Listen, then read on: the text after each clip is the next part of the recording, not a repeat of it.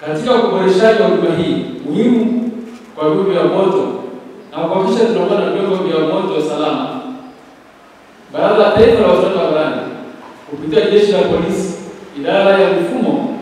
imetengeneza mfumo wa ukaguzi na utoaji wa stika za kielektroniki badala ya stika za karatasi kama ambavyo imezoeleka kufanyika katika miaka ya nyuma wakati wa maadhimisho ya wiki ya usalama barabarani. Mfumo huu ambao tunasema mimi kama ambao tunapitishwa hapa ni mfumo rafiki zaidi utakaowawezesha wamiliki wa vyombo vya moto kuomba wenyewe ukaguzi kupitia katika mfumo na kupeleka vyombo vyao kwa wakaguzi wa magari walio katika ofisi za wakuu wa usalama barabarani wa mikoa kwa maana ya RTOs na wakuu wa usalama barabarani wa wilaya kwa maana ya DTOs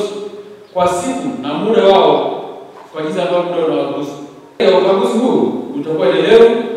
kama ambavyo tumekuwa tukitia bima ya vyombo vya moto na utafanyika mara moja kwa mwaka. Niombe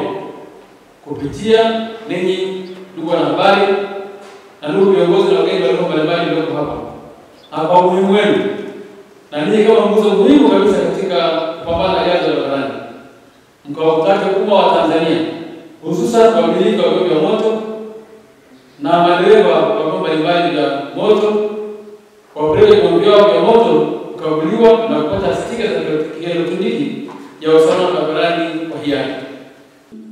Ndani ya kipindi hichi cha ukaguzi kwa maana ya wiki ya usalama barabarani,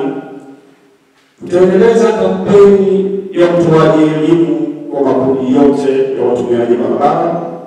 kwa kushirikiana kikamilifu na wadau wengine wa usalama barabarani ili kujenga jamii yenye utamaduni ili kuwajibika kwenye kutii sheria za usalama barabarani, kwenye kufahamu wajibu na uwajibikaji wa kufuata sheria, kanuni na taratibu za usalama barabarani.